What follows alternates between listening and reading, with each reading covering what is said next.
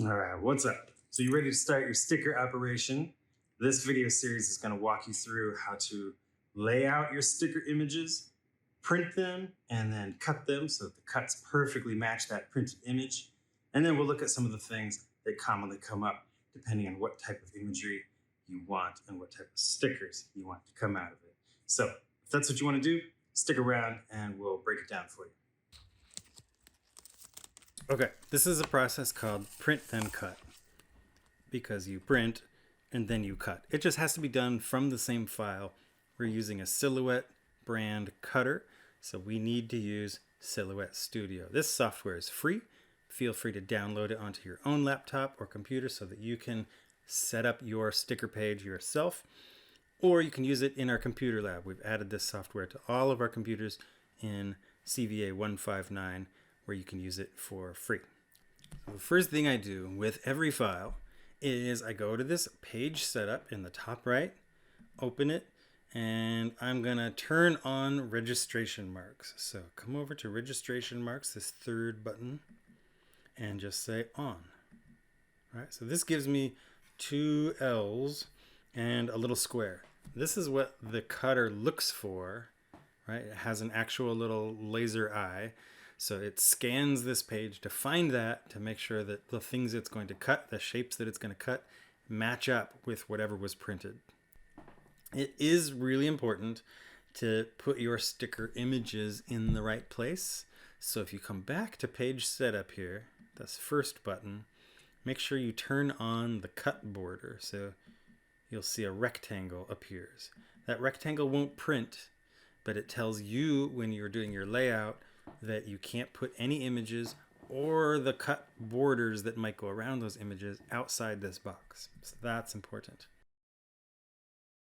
Okay, now let's get some images in here. File.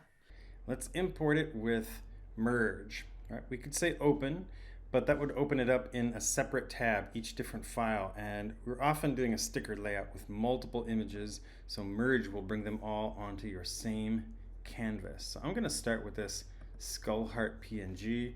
It won't let you hold down shift and pull in multiples, so you do it one at a time. We'll say okay, and it will just place it somewhere and you can move it around, assuming you have this arrow as your default tool selected. Okay, I can also click that and resize it, shrink it down a little bit. And let's bring in another one so we can see sort of the most common difference that helps us understand what Silhouette Studio sees. Okay, let's bring in a JPEG version of the exact same image. And again, it looks the same, and I can shrink that down, but they're not quite the same. So we are in the design panel right now. So I only use two of these panels. There's a store. I don't go to the store. You have to create an account, and that's for purchasing things that other people have designed. A library, again, if you have created an account with Silhouette and you want to be able to store things in their cloud, library could be useful to you. But I really just go back and forth between the design panel and the send panel. So this is where I'm going to create my picture, and then I'm going to see what it looks like in the send panel. And this is how I make sure everything is set up correctly to cut. I could print and then worry about my cut settings, but I like to have it all done before I even print, because you can't move any imagery after you've already printed, right? So there's a real risk of making a change between the print phase and the cut phase, and then things won't line up, right?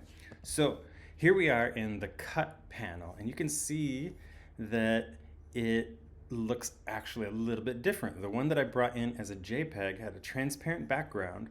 So these both are given a red border by default, but where I have a transparent background in that PNG file, the red border traces my shape exactly. So that's what it will cut, right? It's following this path. On the JPEG, it can't see my shape yet. So it's just gonna cut out a square, right? Because I've got a white background. I'm gonna make a separate video about removing the white background, but it's important to know that it's going to, by default, put a border around everything that you pull in. Okay. Let's go back to our design panel. And for now, I'm gonna delete my JPEG, right? Another reason we wanna get rid of that white background is that I'm gonna stack these images close together. And if I try to put these images too close together, you can see that that white background starts getting in the way and overlapping. And I can't get as close as I can if I don't have that there. So for now, let's delete that and we'll work with our PNG. There are a couple of rules to follow when you are doing layout. I can't go outside of the border, but I also can't put imagery in these corners. So the optical eye has to scan the corners, and if I get too close, it will have trouble and it will reject it. But then I want to get as many stickers printed on one sheet as possible. So if you right click, you can duplicate a sticker and then place it. Much faster is just to hold down Option and then click and drag. Right? So anytime you're holding Option, a click and drag will automatically duplicate it, and then you can let go of Option. Right? So I will maybe make 3 across, tuck them in so that I can fit them as tight as possible. I will do a lot of spinning things around to make things nest so that shapes can really get in there nice and tight.